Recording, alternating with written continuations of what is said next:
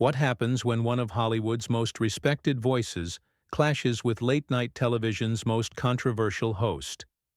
You won't believe what unfolds when Morgan Freeman sits down with Jimmy Kimmel for what was supposed to be a routine promotional interview. The tension that erupted last night has sent shockwaves through the entertainment industry, and the explosive confrontation that followed will leave you questioning everything you thought you knew about celebrity interviews. Before we get into this incredible story, make sure you hit that subscribe button and drop a comment below, because you're not going to believe what unfolds when these two titans of entertainment go head-to-head in the most uncomfortable television moment of the year. The stage was set for what appeared to be another typical Jimmy Kimmel Live episode. Morgan Freeman, the legendary actor whose voice has narrated countless documentaries and whose performances have captivated audiences for decades, walked onto the soundstage with his characteristic dignified presence. The audience erupted in applause as Freeman made his way to the guest chair, his silver hair perfectly groomed and his demeanor radiating the calm confidence that has made him one of the most beloved figures in Hollywood. Jimmy Kimmel bounded out from behind his desk with his usual theatrical energy, flashing that practiced smile that has become his trademark. The contrast between the two men couldn't have been more stark. Freeman's measured, thoughtful presence against Kimmel's manic, attention-seeking persona. As they shook hands, there was something in Freeman's eyes, a subtle tension that suggested this wouldn't be the light-hearted chat the audience was expecting. "Morgan Freeman, everybody," Kimmel announced to thunderous applause, gesturing dramatically toward his guest. "The man, the myth, the voice of God himself." The audience laughed, but Freeman's expression remained neutral, politely acknowledging the introduction, without the warm smile that usually accompanies such moments. As they settled into their seats, Kimmel launched into his opening routine with his typical blend of forced enthusiasm and calculated irreverence. "So, Morgan, I have to ask, do you ever get tired of people asking you to narrate their voicemails? Because I've got about 50 requests from my staff backstage." The audience chuckled, but Freeman's response was measured and direct. "Jimmy, I think there are more important things we could discuss tonight than voicemails," Freeman replied, his deep voice carrying a weight that seemed to shift the entire atmosphere in the studio. The smile on Kimmel's face flickered for just a moment, a brief crack in his polished facade. "Oh, absolutely," Kimmel recovered quickly, leaning back in his chair with exaggerated casualness. "You've got a new project coming out, right? Something about social justice?" The way he said those last two words carried a subtle, mocking tone that didn't go unnoticed by Freeman or the more attentive members of the audience. Freeman straightened in his chair, his eyes narrowing slightly. "It's a documentary about the ongoing struggle for equality in America. Something I believe deserves serious discussion, not casual dismissal." The temperature in the room seemed to drop several degrees as Freeman's words hung in the air. Kimmel's laugh came out, forced and hollow. "Hey, I'm all for serious discussion, Morgan. But this is late-night television. People tune in to unwind, to forget about all the heavy stuff for a while. They want entertainment, not lectures." He gestured to the audience as if they were props in his argument, and several people shifted uncomfortably in their seats. "So you're saying that issues affecting millions of Americans are too heavy for your audience?" Freeman's question cut through Kimmel's deflection like a blade. "That the people watching tonight aren't capable of engaging with important topics?" The host's carefully constructed persona began to show more cracks. "Look, Morgan, I respect what you do, but let's be honest here. You've made millions playing roles that, let's face it, often reinforce certain stereotypes. The wise old mentor, the magical Negro character. Hollywood loves casting you in those parts. So maybe we should talk about that before we get too preachy about social justice." The audible gasp from the audience was immediate and visceral. Freeman's face hardened, and for a moment the legendary composure that had defined his career seemed to waver. The casual racism of Kimmel's comment hit the studio like a physical blow, and the discomfort was palpable. "Excuse me?" Freeman's voice dropped to a dangerous whisper, each word precisely enunciated. "Did you just reduce my entire career to racial stereotypes on national television?" Kimmel realized he had crossed a line, but instead of backing down, he doubled down with the reckless bravado of someone who had never faced real consequences for his words. "I'm just saying what everyone's thinking, Morgan. Hollywood has a type, and you've played that type very successfully. There's nothing wrong with acknowledging that." The studio fell into an uncomfortable silence. Camera operators exchanged worried glances, and the production staff behind the scenes could be seen frantically whispering into their headsets. This was spiraling into territory that no one had anticipated, and the tension was becoming unbearable. Freeman leaned forward in his chair, his legendary calm giving way to a controlled fury that was somehow more intimidating than any shouting match. "Jimmy, in my 70 years on this earth, I've encountered many people who mistake ignorance for insight. But rarely have I met someone so willing to display that ignorance in front of millions of people." The host's face flushed red. Whether from embarrassment or anger, it was impossible to tell. "Hey, I'm not the one being ignorant here. I'm just pointing out the reality of the industry. You want to talk about social justice? Let's talk about how you've benefited from the very system you're now criticizing." "Benefited?" Freeman's voice rose for the first time since the interview began. "You think playing characters that challenge stereotypes, that show the full humanity of black characters, is somehow benefiting from racism? You think every role I've taken, every performance I've given, is nothing more than playing into Hollywood's expectations?" The audience was now completely silent, the usual energy of a talk show replaced by the uncomfortable tension of witnessing something that felt deeply personal and inappropriate for public consumption. Several people in the front rows could be seen looking toward the exits, as if considering whether they should leave. Kimmel, perhaps sensing that he was losing control of the situation but unable to stop himself, pressed forward with the kind of reckless abandon that had gotten him into trouble before. "All I'm saying is that it's easy to criticize the system when you've made a fortune working within it. You want to talk about authenticity? Let's talk about how authentic it is to lecture people about inequality from your mansion in Mississippi." The personal attack landed like a slap across Freeman's face. His eyes flashed with an anger that decades of professionalism couldn't entirely contain. "You know nothing about my life, Jimmy. Nothing about the struggles I've faced, the barriers I've broken, or the young actors I've mentored along the way. But more importantly, you know nothing about respect." As Freeman's words echoed through the stunned studio, it became clear that this interview had crossed into uncharted territory.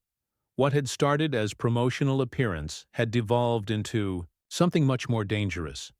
A public confrontation that was about to explode into something neither man could control, and the audience could sense that they were about to witness television history in the making. The silence that followed Freeman's rebuke was deafening. Even the usually animated studio audience seemed frozen in place, unsure whether they should applaud, gasp, or simply look away from what was unfolding before them. The cameras continued, rolling, capturing every micro-expression, every moment of this unprecedented breakdown in professional decorum. Kimmel's face cycled through a range of emotions: surprise, embarrassment, defiance, and finally, a kind of desperate anger that comes from being publicly called out. His hands gripped the arms of his chair as he leaned forward, his voice taking on a sharper edge that his regular viewers had rarely heard. "Respect?" Kimmel's laugh was bitter and forced. "That's rich coming from someone who's spent the last 5 minutes lecturing me about my own show. You come on here acting like you're above all this, like you're too good for entertainment television, and then you want to talk to me about respect?" Freeman's expression remained controlled, but there was fire burning behind his eyes. "Jimmy, there's a difference between entertainment and degradation. There's a difference between making people laugh and making them uncomfortable with casual racism disguised as humor. Casual racism. Kimmel's voice cracked slightly as he repeated the words, his media-trained composure finally beginning to completely unravel. I've dedicated my career to progressive causes. I've used this platform to fight against the very things you're accusing me of. How dare you sit there and question my commitment to equality? The irony wasn't lost on anyone in the studio. Here was Kimmel, who had built his reputation partly on political commentary and social activism, being confronted by one of the most respected voices in entertainment about his own prejudices. Freeman leaned back in his chair, his posture radiating a quiet authority that made Kimmel's frantic energy look even more desperate by comparison. Jimmy, commitment isn't about what you say when the cameras are rolling for a monologue you've rehearsed. It's about how you treat people when you think no one important is watching. It's about the respect you show when someone doesn't fit into your neat little categories of what makes good television. The audience was now completely captivated by this real-time destruction of celebrity politeness. Several people had their phones out, clearly recording despite the show's policies, sensing that they were witnessing something that would be dissected and analyzed for years to come. Kimmel's producer could be seen in the wings, frantically gesturing to someone off camera, clearly trying to figure out how to salvage what was rapidly becoming a public relations nightmare. But there was no stopping what had been set in motion. You know what your problem is, Morgan? Kimmel's voice had taken on a nastiness that his public persona usually kept carefully hidden. You've been coasted on that voice and that gravitas for so long that you think it makes you untouchable. You think because people respect you, you can come on my show and disrespect me. Freeman's eyebrows raised slightly, the closest thing to surprise he had shown all evening. Disrespect you? Jimmy, I came here to have a conversation about important work. You're the one who decided to turn it into a character assassination. Based on racial stereotypes, you're the one who chose to make this personal. Everything is personal when you're sitting in that chair, Kimmel shot back, pointing dramatically at Freeman. You think this is just casual conversation? This is television, Morgan. This is entertainment. And if you can't handle that, maybe you shouldn't have agreed to come on. The mask was completely off now. Gone was the affable late-night host that millions of Americans invited into their homes each night. In his place sat someone whose true feelings about his guests, his audience, and his own show were being exposed in real time. Freeman stood up slowly, his full height and presence commanding the attention of everyone in the studio. Jimmy, I've been doing interviews longer than you've been alive. I understand television, I understand entertainment, and I understand the difference between good-natured fun and mean-spirited attacks. Oh, so now I'm mean-spirited? Kimmel also rose from his chair, his shorter stature making him look almost childish next to Freeman's imposing figure. I'm mean-spirited for pointing out some uncomfortable truths about Hollywood? I'm mean-spirited for not kissing your ring like every other host you've sat across from? The confrontation had now moved beyond the bounds of their chairs, both men standing face to face in a way that no talk show interview was ever supposed to escalate. The studio audience was completely silent, transfixed by this unprecedented breakdown of professional boundaries. The uncomfortable truth, Jimmy, is that you've revealed more about yourself in the last 10 minutes than most people reveal in a lifetime of interviews. Freeman's voice remained steady, but there was an unmistakable edge of disgust in his tone. You've shown your audience exactly who you are when you can't hide behind scripted jokes and prepared segments. Kimmel's face was now flushed red, his carefully styled hair disheveled from running his hands through it in frustration. Who I am? I'll tell you who I am. I'm someone who's not afraid to ask the questions that other people are too polite to ask. I'm someone who doesn't pretend that Hollywood is some noble institution when we all know it's a business built on image and marketing. And I'm someone who's spent 50 years in that business, earning respect through talent, professionalism, and treating people with dignity, Freeman replied, his voice growing stronger with each word. Something you clearly know nothing about, the Personal nature of the attacks was escalating beyond anything anyone in the studio had ever witnessed. This wasn't just a disagreement about politics or entertainment. This had become a fundamental clash between two completely different philosophies of how to treat other human beings. Kimmel took a step closer to Freeman, his voice dropping to a hiss that the microphones barely picked up. "You want to talk about dignity? Let's talk about how dignified it is to come on someone else's show and try to turn it into your personal soapbox. Let's talk about how dignified it is to lecture people who are just trying to do their jobs." Freeman didn't back down, meeting Kimmel's aggressive posture with calm resolve. "Jimmy, the only person who's forgotten how to do their job tonight is you. A host's job is to make their guests feel welcome, to facilitate interesting conversation, to bring out the best in the people they're interviewing. Instead, you've chosen to attack, to demean, and to show your audience the worst parts of yourself." The tension in the studio had reached a breaking point. Staff members were now visible at the edges of the cameras, clearly unsure whether they should intervene or let this unprecedented confrontation play out to its conclusion. The audience sat in stunned silence, witnesses to what felt like the complete breakdown of everything they thought they knew about celebrity interviews and late-night television.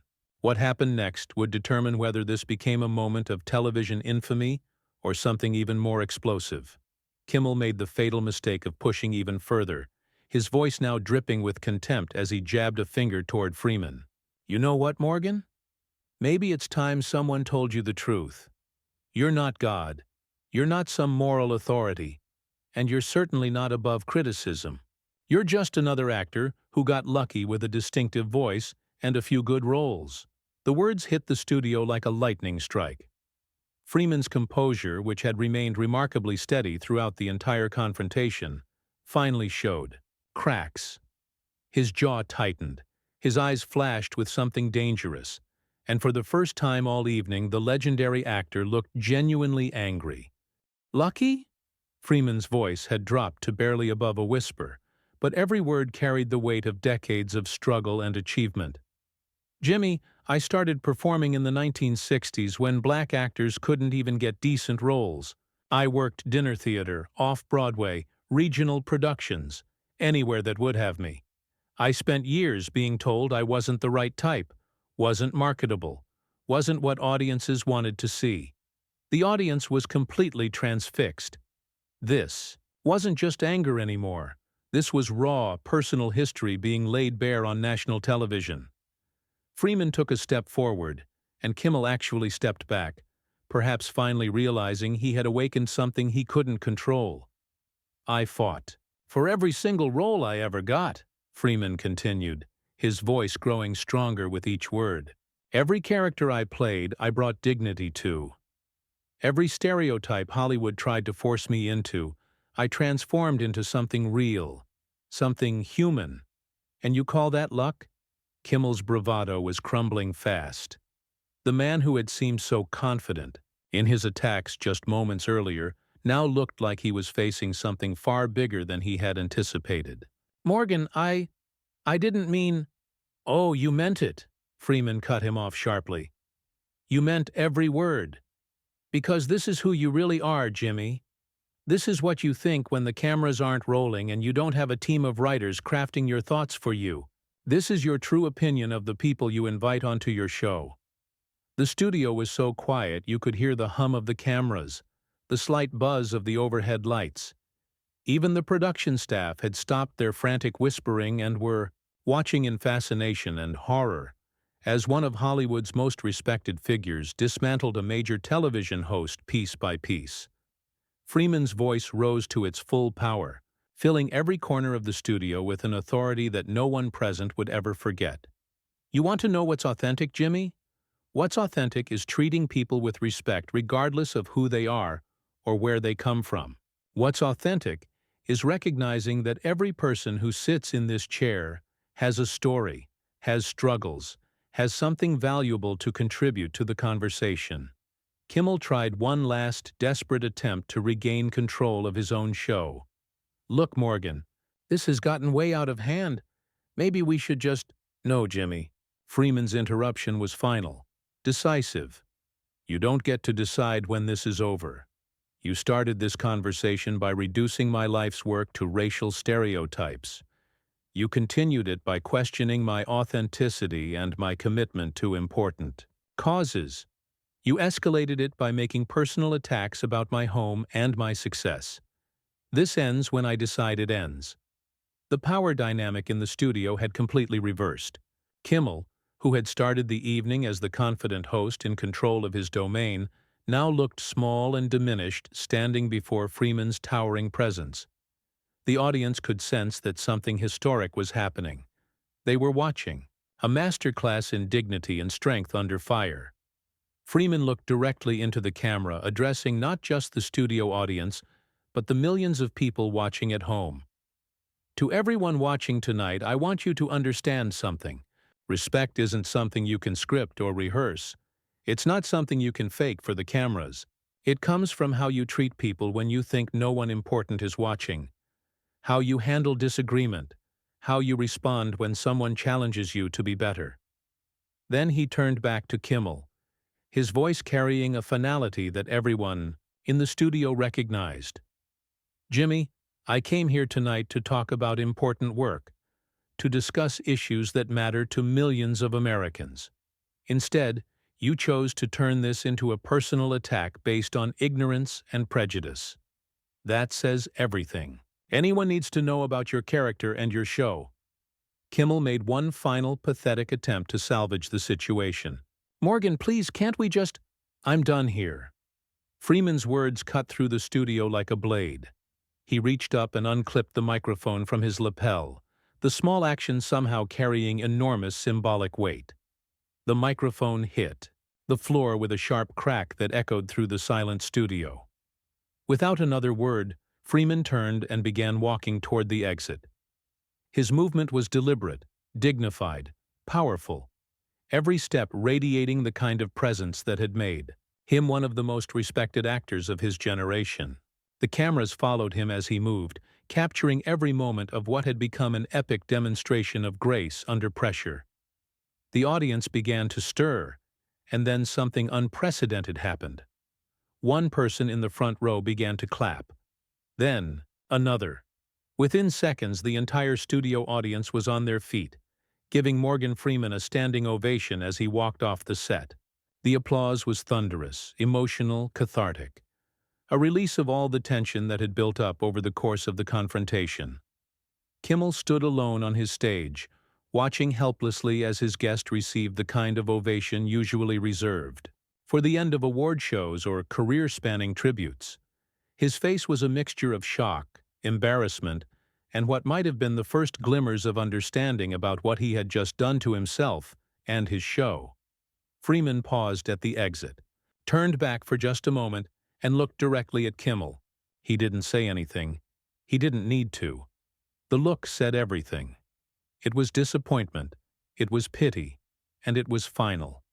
Then he was gone, leaving behind a studio in chaos and a host who had just committed career suicide on live television. The cameras lingered on Kimmel's face for what felt like an eternity. The man who had built his career on quick wit and clever comebacks stood speechless, his mouth opening and closing like he was trying to find words that simply didn't exist. The audience's applause finally died down, replaced by an uncomfortable murmur as people began to process what they had just witnessed. When the show finally cut to commercial, the damage was already done. In the span of 30 minutes, Jimmy Kimmel had revealed his true character to millions of viewers, and Morgan Freeman had shown the world what real dignity looked like under fire. The contrast couldn't have been more stark or more damaging to the host's reputation. The confrontation was over, but its impact was just beginning. What had started as a routine promotional interview had become a defining moment in television history. A moment when the mask slipped completely away, revealing the ugly truth beneath the glossy surface of late-night entertainment. Morgan Freeman had walked away with his dignity intact and his reputation enhanced, while Jimmy Kimmel was left to face the consequences of his own words and actions. The king of late-night television had been dethroned by a man who understood that true power comes not from tearing others down, but from standing up for what's right with unwavering grace and strength.